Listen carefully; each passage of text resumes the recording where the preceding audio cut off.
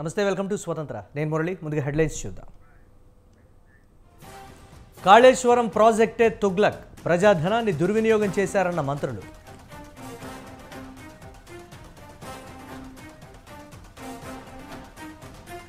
ఏ ప్రాజెక్టుకైనా అంచనాలు పెంచకుండా పూర్తి చేశారా? మంత్రులకు బీఆర్ఎస్ నేతల కౌంటర్.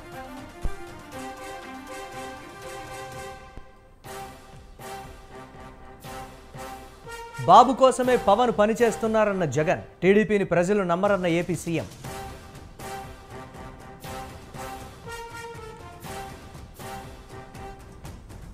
వైసీపీ పాలనతో ప్రజలు విసిగిపోయారన్న బాబు, టీడీపీ అధికారంలోకి వస్తుందని ధీమా.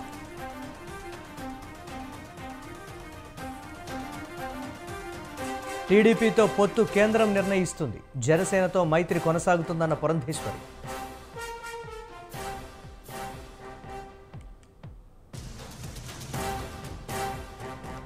ప్రారంభానికి సిద్ధమైన అయోధ్య రైల్వే స్టేషన్, గ్రాండ్గా ఓపెన్ చేయనున్న ప్రధాని మోదీ.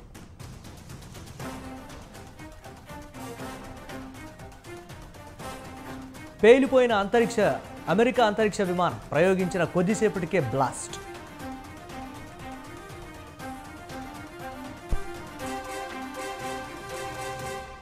లైబీరియాలో బోల్తా పడిన పెట్రోల్ ట్యాంకర్ ఘటనలో 40 మంది మృతి, పలువురికి గాయాలు.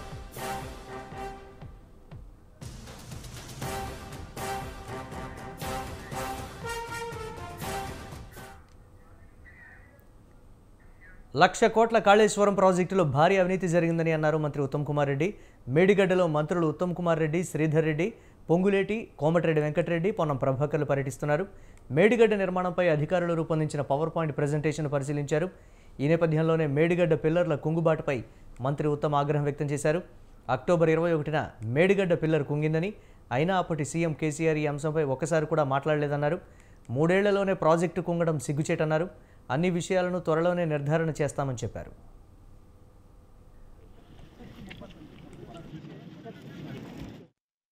ప్రాజెక్ట్ విషయంలో మా పార్టీ అభిప్రాయం మొదటి నుంచి ఒకటిగానే ఉంది. ప్రాణహిత చేవెళ్ల ప్రాజెక్టు ఆనాడు కాంగ్రెస్ ముఖ్యమంత్రి రాజశేఖర రెడ్డి గారు శంకుస్థాపన చేసినప్పటిది. మీకు ఒకసారి ఆ అంకెలు కూడా చెప్తాను.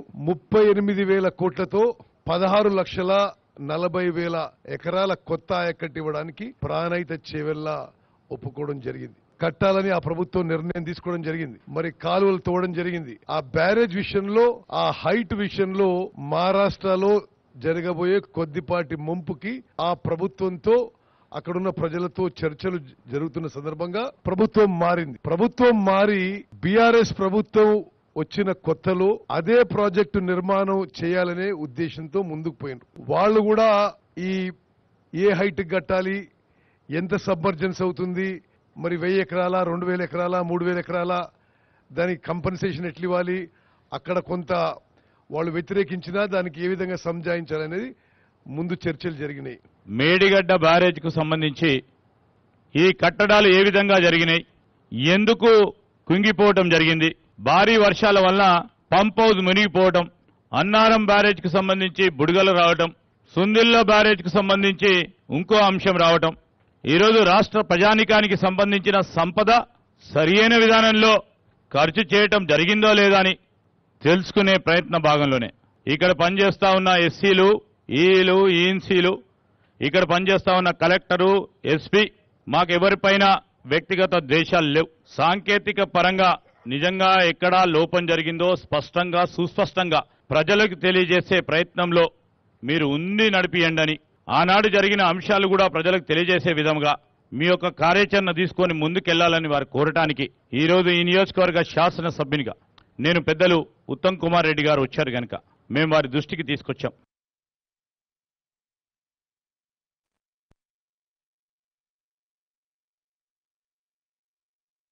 బీఆర్ఎస్ కౌంటర్ ఇచ్చింది. కాళేశ్వరంపై కాంగ్రెస్ ఆరోపణలు అవాస్తవమని తేలిందని బీఆర్ఎస్ ఎమ్మెల్యే కడియం శ్రీహరి అన్నారు. 93,000 కోట్లు ఖర్చు పెడితే 1,00,000 కోట్ల అవినీతి ఎలా జరిగిందని ప్రశ్నించారు. ప్రాజెక్టు అంచనాలు పెరిగిపోతున్నాయని ప్రభుత్వం అంటోంది. దేశంలో ఏ ప్రాజెక్టు అయినా అంచనాలు పెంచకుండా పూర్తి చేశారా అని నిలదీశారు. 40 కోట్లతో ప్రతిపాదించిన శ్రీరామ్ సాగర్ ప్రాజెక్టు 4,000 కోట్లతో పూర్తయిందని గుర్తు చేశారు. పనులు చేయకుండా ప్రజలను తప్పుదో పట్టించాలని చూస్తున్నారని మండిపడ్డారు. శ్వేతపత్రాలు, న్యాయ విచారణలను స్వాగతిస్తున్నామని తెలిపారు.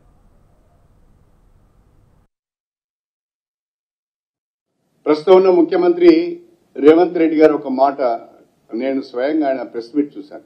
డిసెంబర్ 9, 2023 మా ప్రభుత్వం వస్తున్నది.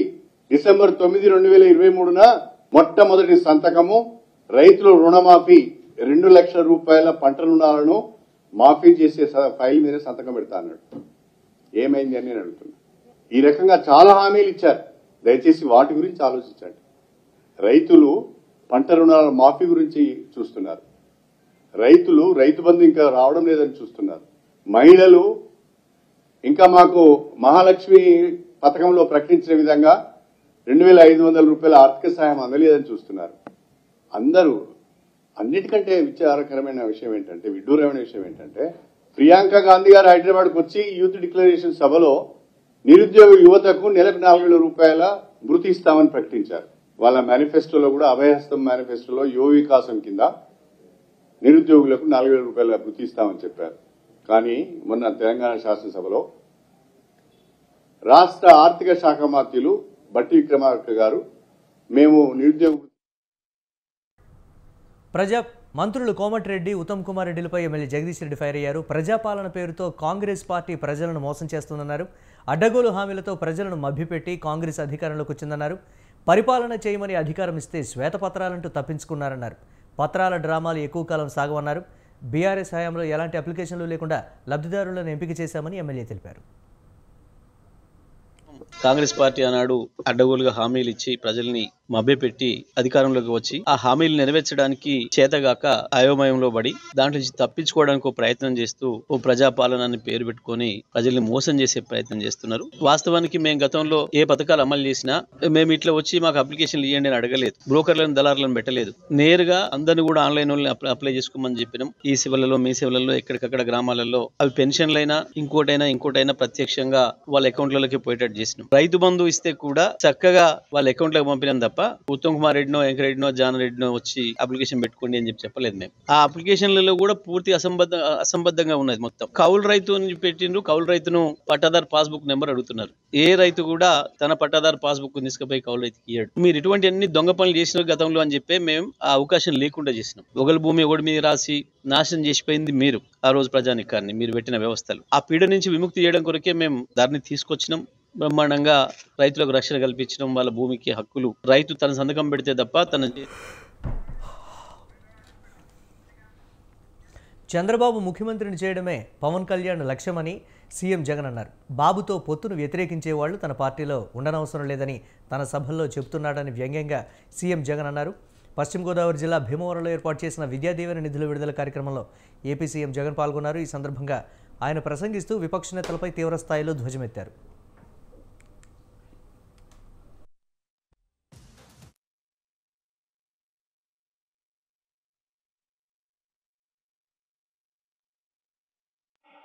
ఒక ఆయన పరిపాలనను మనం చూసాం.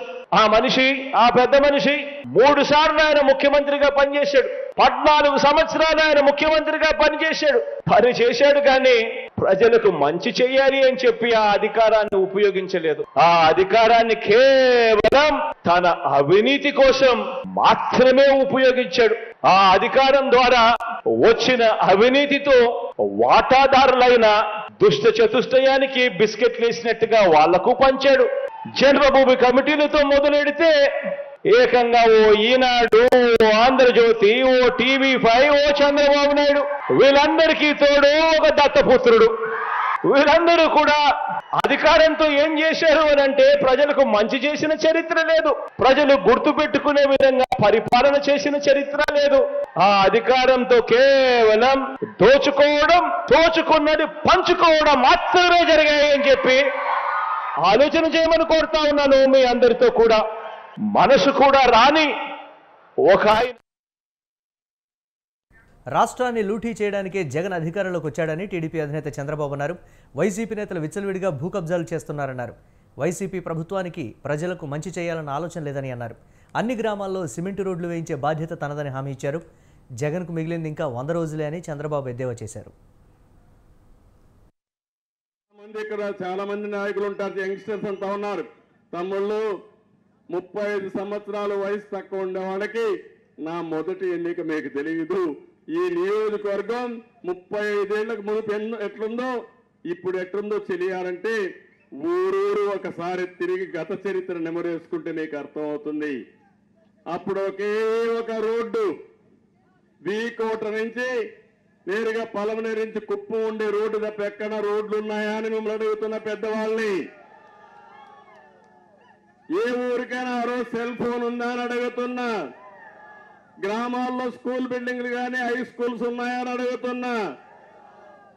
అక్కడి నుంచి ప్రారంభించాం మన జర్నీ.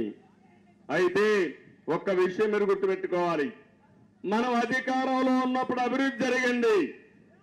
మనం అధికారం లేనప్పుడు మన నియోజకవర్గం పట్ల సీత కన్నేశారు. ఇప్పుడు చాలా మంది నాయకులు ఉంటారు, యంగ్స్టర్. ఎస్సీ ఎస్టీ బీసీ మైనారిటీలను మోసం చేసిన ఘనత చంద్రబాబుదేనని ఎమ్మెల్యే పేర్ని నాని అన్నారు. చంద్రబాబు హయాంలో మైనారిటీ ఎస్టీలకు రాజ్యాధికారంలో భాగస్వామ్యం కల్పించలేదన్నారు. ఎస్సీ ఎస్టీ బీసీ మైనారిటీలకు సీఎం జగన్ మంత్రివర్గంలో స్థానం కల్పించారని తెలిపారు. 40 ఏళ్ల రాజకీయ అనుభవం ఉన్న చంద్రబాబు సంక్షేమం గురించి ఎందుకు పట్టించుకోలేదని ప్రశ్నించారు. 19 దాకా తెలుగుదేశం పార్టీ బీసీల పార్టీ, తెలుగుదేశం పార్టీకి బీసీలే వెన్నుముక అని చెప్పని ఓట్లు అడుక్కునేదాకా మైకులు హోరెత్తించినటువంటి చంద్రబాబు నాయుడు ముఖ్యమంత్రిగా ప్రమాణ స్వీకారం చేసి ఆ బీసీలకు, ఆ ఎస్సీలకు, ఆ ఎస్టీలకు, ఆ మైనార్టీలకు ఏం చేశాడయ్యా? ఎవరి ఓటు ద్వారా అయితే వారి పార్టీకి అధికారం వచ్చిందో ఆ అధికారాన్ని పంచాలా అక్కర్లేదా? చంద్రబాబు ఏం చేశాడాయా అంటే ఆయన చుట్టాలకు ఒక 8 మంత్రి పదవులు, రెడ్లికి ఒక 6 మంత్రి పదవులు, కాపులకు ఒక 3 మంత్రి పదవులు, బీసీలకి 3 మంత్రి పదవులు, ఎస్సీలకి 2 మంత్రి పదవులు, మైనార్టీలు ఎక్కడ ఎక్కడ ఎక్కడ ఎక్కడ మైనార్టీలకు మంత్రి పదవి లేదు, షెడ్యూల్ జాతులకు ఎస్టీలకు మంత్రి పదవి లేదు లేదు లేదు. ఏపీ సీఎం జగన్ బీసీల ద్రోహి అని టీడీపీ జాతీయ ప్రధాన కార్యదర్శి లోకేష్ మండిపడ్డారు. వైసీపీ పాలనలో బీసీలకు జరిగిన అన్యాయంపై వారిలో చైతన్యం కల్పించేందుకు జనవరి 4 నుంచి జై హో బీసీ కార్యక్రమాన్ని చేపట్టనున్నట్లు చెప్పారు. జై హో బీసీ 2 నెలల పాటు కొనసాగుతుందని అన్నారు. కార్యక్రమం తొలి విడతలో పార్లమెంట్, అసెంబ్లీ నియోజకవర్గాలు, మండలాల్లో పర్యటిస్తామన్నారు.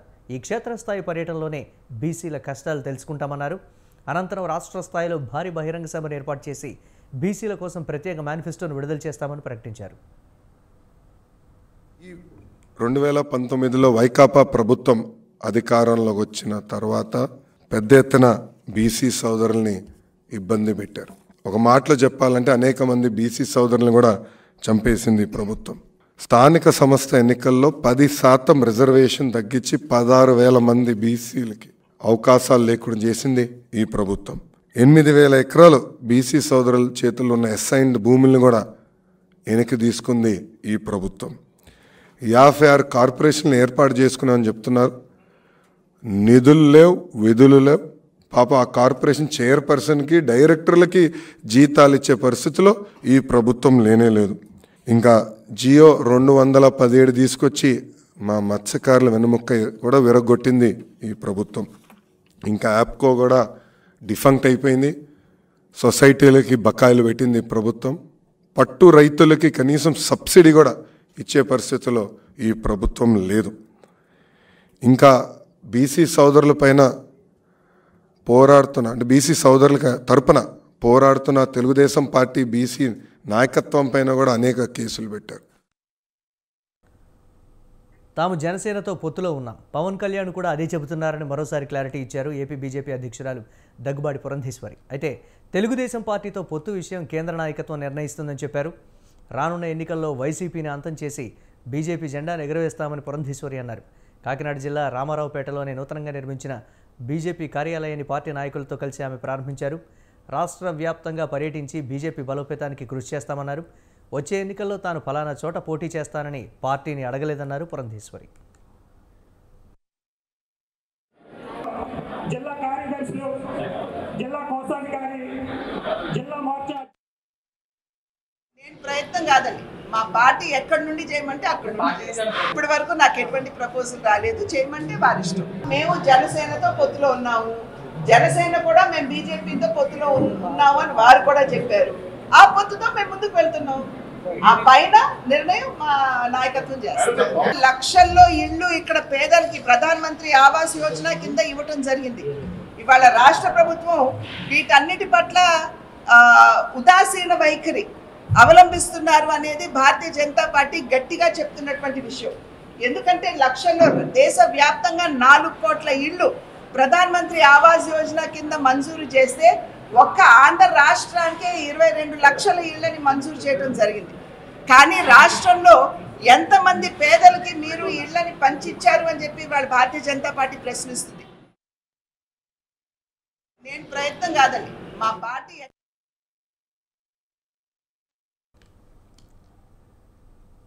వైఎస్ రాజశేఖర రెడ్డి కుమార్తె షర్మిల పార్టీలోకి వస్తే తప్పకుండా ఆహ్వానిస్తామని ఏపీ పిసిసి అధ్యక్షులు గిడుగు రుద్రరాజు అన్నారు. కాంగ్రెస్ పార్టీని గ్రామ స్థాయి నుంచి రాష్ట్ర స్థాయి వరకు బలోపేతం చేయడానికి ప్రణాళికలు సిద్ధం చేస్తున్నామన్నారు. అన్ని రాష్ట్రాల కంటే ముందుగానే ఆంధ్ర రాష్ట్రంలో పార్టీ అభ్యర్థులను ప్రకటించడానికి అధిష్టానం సిద్ధంగా ఉందని గిడుగు రుద్రరాజు అన్నారు.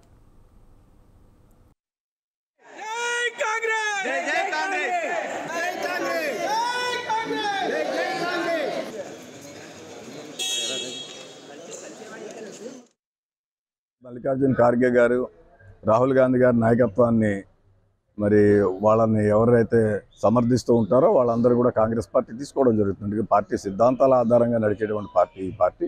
సో కాంగ్రెస్ భావజాలం, కాంగ్రెస్ సిద్ధాంతాలను నమ్మి విశ్వసించి ఎవరు వచ్చినా వారిని తీసుకుంటారు. తప్పనిసరిగా షర్మిల గారు వస్తే కూడా కాంగ్రెస్ పార్టీ తీసుకుంటుంది. ఎందుకంటే దివంగత నేత రాజశేఖర రెడ్డి గారి చివరి కోరిక ఈ దేశానికి రాహుల్ గాంధీ గారిని ప్రధానమంత్రి చేయాలని.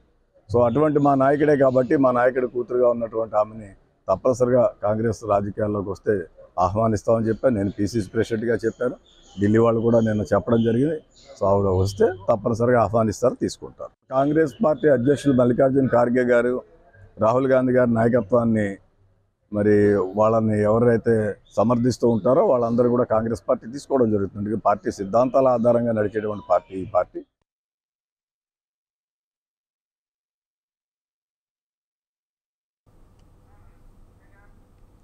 లోక్సభ ఎన్నికలకు బీఆర్ఎస్ పార్టీ పూర్తి స్థాయిలో సమాయత్తమవుతోంది. జనవరి 3వ తేదీ నుంచి లోక్సభ నియోజకవర్గాల వారీగా సన్నాహక సమావేశాలు నిర్వహించాలని నిర్ణయించింది. తెలంగాణ భవన్ వేదికగా ముఖ్య నేతలతో వరుస భేటీలు ఏర్పాటు చేసింది. పార్టీ అధినేత కేసీఆర్ ఆదేశాల మేరకు తెలంగాణ భవన్ వేదికగా party working president KTR, party secretary general K Keshava Rao, మాజీ స్పీకర్ మధుసూదనాచారి, మాజీ మంత్రులు హరీష్ రావు, కడియం శ్రీహరి, పోచారం శ్రీనివాసరెడ్డి, జగదీష్ రెడ్డి, ప్రశాంత్ రెడ్డి, నిరంజన్ రెడ్డి ఈ సమావేశాలు నిర్వహించనున్నారు. జనవరి 3న ఆదిలాబాద్ లోక్సభ నియోజకవర్గ సమావేశంతో సన్నాహక సమావేశాలు ప్రారంభం కానున్నాయి.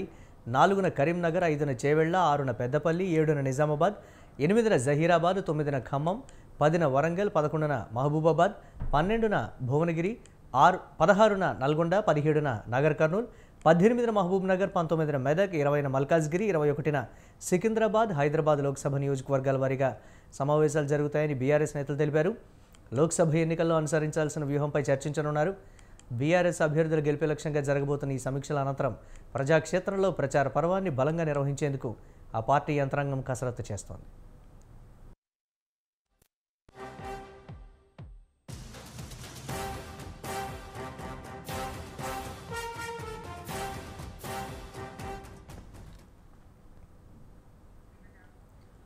రాయలసీమకు సీఎం జగన్ ద్రోహం చేశారని మాజీ మంత్రి కాల్వ శ్రీనివాసులు అన్నారు. జగన్ను ఓడించడానికి ప్రజలు సిద్ధంగా ఉన్నారని తెలిపారు. 3 నెలల్లో ప్రజలు మెచ్చే హామీలు నెరవేర్చే ప్రభుత్వం వస్తుందన్నారు. జగన్ ఇచ్చిన హామీల్లో 15% మాత్రమే నెరవేర్చారన్నారు. జగన్ ఇచ్చిన హామీలు నెరవేర్చిన వాటిపై నివేదిక ఇచ్చామని కాల్వ శ్రీనివాసులు తెలిపారు. జగన్మోహన్ రెడ్డి ఈ రాష్ట్ర ప్రజల దురదృష్టం కొద్దీ ముఖ్యమంత్రి అయి 4 సంవత్సరాల 9 నెలలుగా అవస్థ ఉంది. ఈ కాలంలో ప్రజలకిచ్చిన హామీలను నెరవేర్చడంలో అడుగడుగున ఘోర వైఫల్యం చెందాడు జగన్మోహన్ రెడ్డి. నిన్ననే మేము పార్టీ తరఫున జగన్మోహన్ రెడ్డి ఇచ్చిన హామీలు వాస్తవంగా అమలైన తీరుపైన సమగ్రమైన రిపోర్టును విడుదల చేశాం. ఇది దానికి సంబంధించిన కాపీ. ఇందులో జగన్మోహన్ రెడ్డి ఇచ్చిన హామీల్లో 15% అమలయ్యాయి. 85% హామీలు ఇంకా అమలుకు నోచుకోలేదనేది చాలా స్పష్టంగా హామీల వారీగా మేము రెడ్ బుక్ వ్యవహారంలో టీడీపీ జాతీయ ప్రధాన కార్యదర్శి నారా లోకేష్కు ఏపీ సీఐడీ నోటీసులు ఇచ్చింది. రెడ్ బుక్ పేరుతో నారా లోకేష్ తమను బెదిరిస్తున్నారని పేర్కొంటూ సీఐడీ అధికారులు ఏసీబీ కోర్టును ఆశ్రయించారు. కోర్టు సూచనల మేరకు సీఐడీ అధికారులు లోకేష్కు వాట్సాప్ ద్వారా నోటీసులు పంపించారు. నోటీసులు అందుకున్నట్లు వాట్సాప్లోనే సీఐడీకి ఆయన తిరిగి సమాధానం ఇచ్చారు. ఈ కేసు తదుపరి విచారణను ఏసీబీ కోర్టు ఇప్పటికే జనవరి 9వ తేదీకి వాయిదా వేసింది.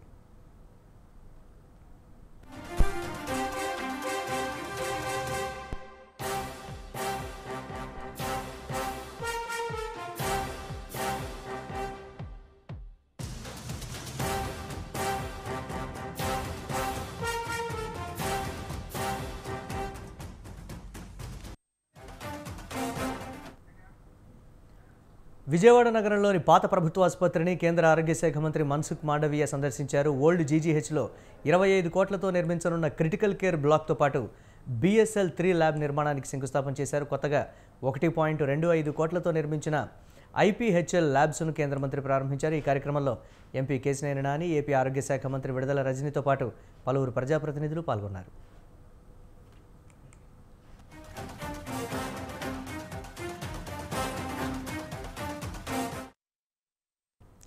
ఆయుష్మాన్ భారత్ ద్వారా 5 లక్షల వరకు ఉచితంగా చికిత్స అందిస్తున్నామని కేంద్ర మంత్రి మన్సుఖ్ మాండవీయ తెలిపారు. గ్రామీణ స్థాయిలో హెల్త్ వెల్నెస్ సెంటర్లను జిల్లా ఆసుపత్రులు, ఎయిమ్స్ లాంటి సంస్థలతో అనుసంధానం చేశామన్నారు. గ్రామీణ ప్రాంత వాసులకు స్పెషలిస్ట్ సేవలు, టెలి కన్సల్టేషన్ ద్వారా ఉచితంగా అందిస్తున్నామని కేంద్ర మంత్రి తెలిపారు.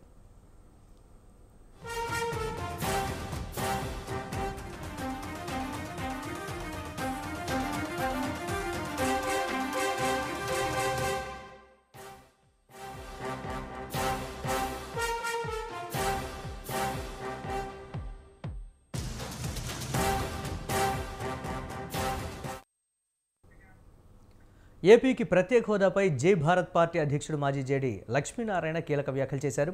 ప్రత్యేక హోదా అధ్యాయం కొందరు ముగిసిందంటున్నారని, కానీ ఇప్పుడే మొదలైందని, మొదలు పెట్టాల్సిన అవసరం ఉందని అన్నారు. రాష్ట్రంలో చదువుకున్న యువతకు ఉద్యోగాలు రాకపోవడంతో ఇతర రాష్ట్రాలకు వెళ్లి ఉద్యోగాలు వెతుక్కోవాల్సిన పరిస్థితి ఉందని చెప్పారు. ఈ పరిస్థితికి ప్రత్యేక హోదా ఇవ్వకపోవడమే కారణమని అన్నారు. పార్టీలన్నీ ప్రత్యేక హోదా అంశాన్ని ఎన్నికల్లో లబ్ధి పొందడానికే వాడుకుంటున్నాయని విమర్శించారు. ప్రత్యేక హోదా అంశంపై పార్టీలకు చిత్తశుద్ధి లేదని లక్ష్మీనారాయణ ఆరోపించారు. స్పెషల్ కేటగిరీ స్టేటస్ అయిపోయింది, అధ్యాయం ఇవన్నీ మాట్లాడుతున్నారు. అధ్యాయం అయిపోలేదు, అధ్యాయం ఇప్పుడు మొదలవుతుంది. ఇప్పుడు మొదలు పెట్టాలి, అది చాలా ముఖ్యమైన విషయం. ఎందుకంటే మన రాష్ట్రంలో చదివిన పిల్లలందరూ కూడా ఉద్యోగాల కోసం ఎక్కడికో వెళ్ళిపోతున్నారు, ఇతర రాష్ట్రాలకు వెళ్ళిపోవాల్సి వస్తుంది. దానికి ప్రధానమైన కారణం ఏంటంటే ఏ ప్రభుత్వాలు కూడా, ఏ పార్టీలు కూడా ఈ స్పెషల్ కేటగిరీ స్టేటస్ అన్న అంశాన్ని కేవలం ఒక ఎలక్షన్ కోసం ఉపయోగిస్తున్నారు, కానీ సిన్సియారిటీ ఎక్కడ లేదు. దాని గురించి కూడా నేను చెబుతాను. ఆ తర్వాత రాష్ట్ర విభజన జరిగింది, శ్రీకృష్ణ కమిషన్ ఏర్పాటు చేశారు. శ్రీకృష్ణ కమిషన్ ఒక 6 పర్యాయాలు ఇచ్చారు ఏ విధంగా ఈ 2 రాష్ట్రాలను విభజించాలని. కానీ ఫైనల్గా కేంద్ర ప్రభుత్వం మన ఏవైతే పార్టీలు ఇప్పుడు మాట్లాడుతున్నాయో వాళ్ళందరూ కూడా విభజనకు లెటర్లు ఇచ్చారు. మాకు విభజన చేస్తే ఏ విధమైన అభ్యంతరం లేదని లెటర్స్ ఇచ్చిన పార్టీలే ఇవన్నీ. ఆ తర్వాత రాష్ట్రం 2గా విడిపోయింది, ఆంధ్రప్రదేశ్ మరియు తెలంగాణ. ఆ తర్వాత జరిగిన ఈ విభజన జరుగుతున్న సమయంలో 2014వ సంవత్సరం ఫిబ్రవరి 20న రాజ్యసభలో ఏం జరిగిందో మనం అంతా చూసాం. ఆ స్థానంలో తలుపులు మూసేశారు, చాలా మందిని బయటికి పంపించేశారు.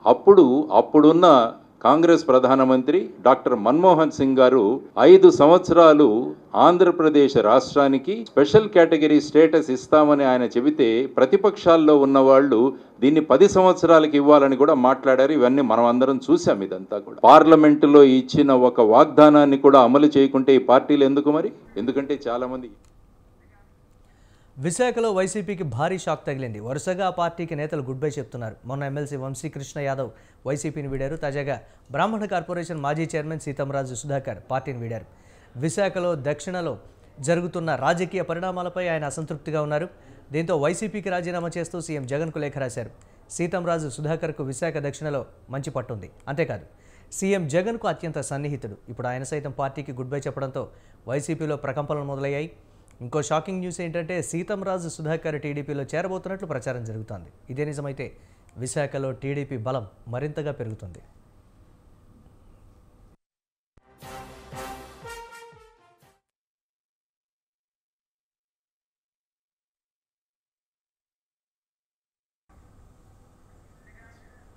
తెలంగాణ రాష్ట్ర వార్షిక నేరాల నివేదికను డీజీపీ రవి గుప్తా విడుదల చేశారు. రాష్ట్ర ప్రజల పర్యవేక్షణ కోసం మరింత శ్రమిస్తామని గత ఏడాదితో పోలిస్తే 8.97% నేరాలు పెరిగాయని చెప్పారు. 1% తగ్గిన రహదారి ప్రమాదాలు తగ్గాయని తెలిపారు. 41% కోర్టు శిక్షలు పెరిగాయని, జీవిత ఖైదు 39% పెరిగిందని చెప్పుకొచ్చారు. నేరాలకు పాల్పడుతున్న 175 మంది నేరగాళ్లపై పీడీ యాక్ట్ చట్టం ప్రయోగించినట్లు వివరించారు. Dealing with drugs. A zero tolerance policy has been outlined and will be followed as far as drugs are concerned. Anyone engaged in drug dealing, whether selling, purchasing, facilitating or possessing, shall be dealt with stringently as per applicable laws of the land. No one will be spared, however big or small he might be. Anyone allowing their premises to be used for drugs will be severely dealt with. ప్రయాణికులకు మెరుగైన సేవలు అందించేందుకు తెలంగాణ రాష్ట్ర road రవాణా సంస్థ చర్యలు చేపట్టింది. దీనిలో భాగంగా కొత్త బస్సులు కొనుగోలు చేసేందుకు నిర్ణయం తీసుకున్నట్లు ఆర్టీసీ ఎండీ సజ్జనార్ తెలిపారు. 400 కోట్లతో అధునాతనమైన 1050 కొత్త డీజిల్ బస్సులను కొనుగోలు చేయాలని నిర్ణయించినట్లు చెప్పారు ఆయన. సంస్థ కొనుగోలు చేయాలనుకునే వాటిలో 400 express, 512 Palle Velugu, 92 Lahari sleeper come seater, 56 AC రాజధాని బస్సులు ఉన్నాయని వివరించారు. వీటికి తోడు హైదరాబాద్ నగరంలో 540, తెలంగాణలోని ఇతర ప్రాంతాల్లో 500 ఎలక్ట్రిక్ బస్సులను అందుబాటులోకి తీసుకొచ్చేందుకు ఏర్పాట్లు చేస్తున్నట్లు చెప్పారు. విడతల వారీగా 2024 మార్చి నాటికి ప్రయాణికులకు అందుబాటులోకి తీసుకొచ్చేలా ప్రణాళిక రూపొందించినట్లు సజ్జనార్ వెల్లడించారు. మహిళలకు ఉచిత బస్సు ప్రయాణ సౌకర్యం స్కీమ్లో భాగంగా రద్దీ పెరగడంతో కొత్త బస్సులను వినియోగించుకోనున్నట్లు పేర్కొన్నారు ఆయన. అత్యాధునిక హంగులతో కూడిన 80 కొత్త బస్సులు శనివారం నుంచి వినియోగంలోకి వస్తాయన్నారు. వాటిలో 30 ఎక్స్ప్రెస్, 30 రాజధాని ఏసీ, 20 స్లీపర్ కమ్ సీటర్ బస్సులు ఉన్నాయన్నారు.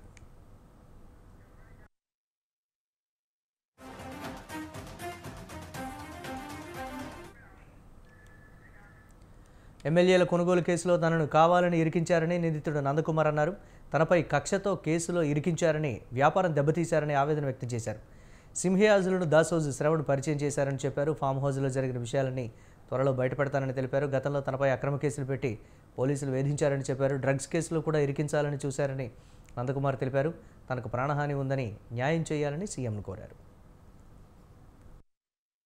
సింహయాజీ రామచంద్ర భారతి ద్వారా రోహిత్ గారికి పరిచయం చేయించాను. పరిచయం చేయించినప్పుడు తను వాళ్ళ హైదరాబాద్కి వచ్చినప్పుడు నేను రోహిత్ గారికి పరిచయం చేశాను. అప్పుడు రోహిత్ గారు వాళ్ళని మరలా నేను ఢిల్లీకి వెళ్ళాను, అక్టోబర్లో ఎండింగ్లో ఢిల్లీకి వెళ్ళాను. ఢిల్లీకి వెళ్ళి వచ్చినప్పుడు ఒకసారి పిలవండి మాట్లాడతా అంటే వాళ్ళని పిలిపేయడం జరిగింది.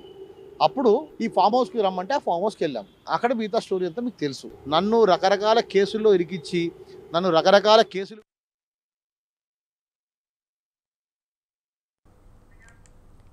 అయోధ్యలో కొత్తగా నిర్మించిన విమానాశ్రయాన్ని శనివారం ప్రధాని నరేంద్ర మోదీ ప్రారంభిస్తారు. అలాగే అయోధ్యధామ్ జంక్షన్ రైల్వే స్టేషన్ ప్రారంభిస్తారు. కొత్తగా నిర్మించిన విమానాశ్రయానికి మహర్షి వాల్మీకి ఇంటర్నేషనల్ ఎయిర్పోర్ట్ అయోధ్యధామ్ అని పేరు పెట్టాలని ఉత్తరప్రదేశ్ ప్రభుత్వం నిర్ణయించింది.